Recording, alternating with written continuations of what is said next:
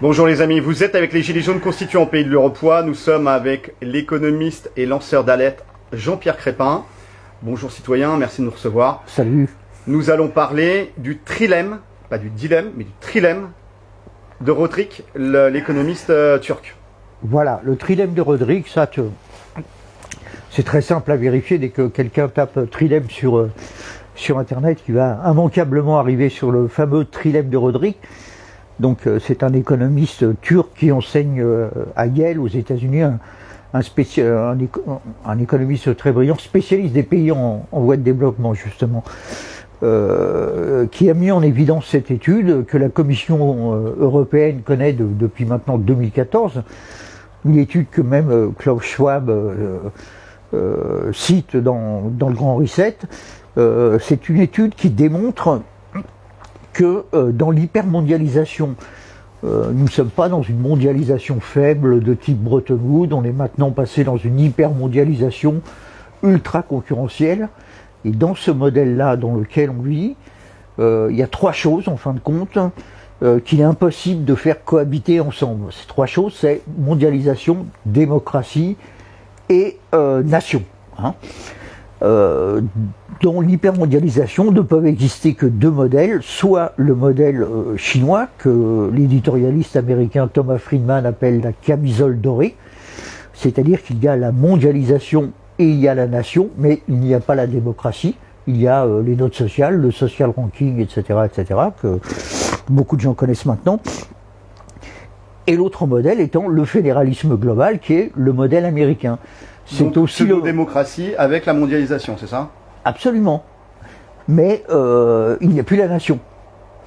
Il n'y a plus la nation. C'est pour ça que tous ceux qui sont... c'est d'ailleurs le modèle actuellement de la Commission européenne qui, chaque jour, sans que les citoyens soient du tout au courant, signent des traités de libre-échange au-dessus de nos têtes.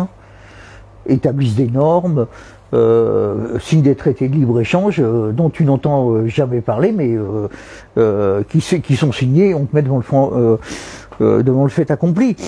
Alors c'est plutôt la démocratie de marché.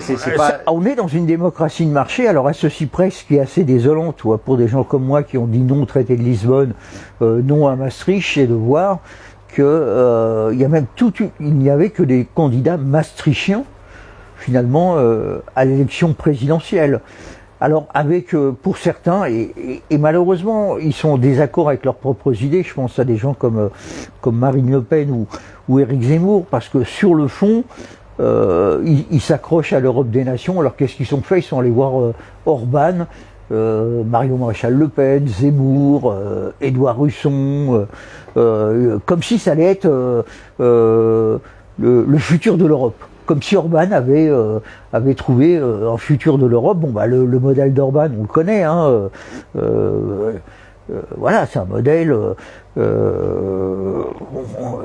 Même les États-Unis. Enfin, l'autre jour, il a tenu encore des propos évidemment racistes. C'est quand même Orban, c'est quand même quelqu'un qui dit que lui veut pas d'immigrés parce que ça crée de l'homophobie et de l'antisémitisme. Donc, si c'est ça donc tout ça pour dire que l'Europe des nations, c'est une utopie. La vérité, que ce soit Zemmour ou Marine Le Pen, même si pour des raisons électorales, ils n'osent pas le dire, leur vrai modèle, c'est le Frexit. C'est le retour à la souveraineté nationale et à la souveraineté monétaire. Ils ne l'ont pas fait pour des raisons purement électorales. Ils sont devenus maastrichtiens. Mais ce modèle de l'Europe des nations n'existe pas, c'est une utopie, on ne sera jamais d'accord d'un pays à un autre puisque nos modèles sont complètement différents. Donc ce modèle-là ne peut pas venir contrer le fédéralisme puissant des États-Unis ou le modèle chinois. C'est totalement impossible. Donc pour se sortir de ce cul-de-sac, il y a que le Frexit en fait, c'est ce qu'ont fait les Anglais, quoi. Sinon, c'est le fédéralisme. Il n'y a pas d'autre solution. Soit on sort de l'Europe, soit on va vers une Europe fédérale. Voilà, on est déjà dedans, mais on va y aller de plus en plus. Et là, la nation va disparaître. Forcément, les nations vont disparaître. Mais alors, là, quand tu parles du Frexit ou du Brexit, ce qui n'empêche pas les Anglais d'être soumis à la City, à leur propre oligarchie. Oui, puis d'être les vassaux des États-Unis, bien sûr. Bien sûr. Ça n'empêche pas, mais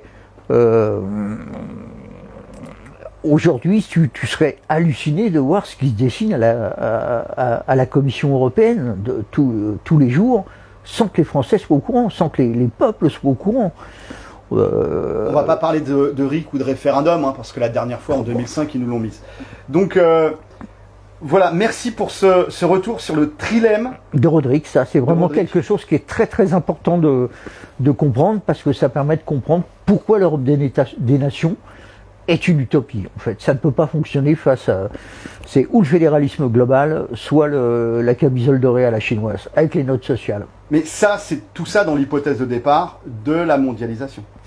Absolument. C'est-à-dire que si on sort de la mondialisation... Tout ce qu'on vit, que ce soit les virus, que ce soit tous les problèmes qu'on peut avoir, tout ça, c'est le fruit des sciences économiques les plus modernes, de la mondialisation et du libéralisme. Voilà, tout vient de là. Merci de ce partage de savoir. Force et honneur. Force et honneur. À vous.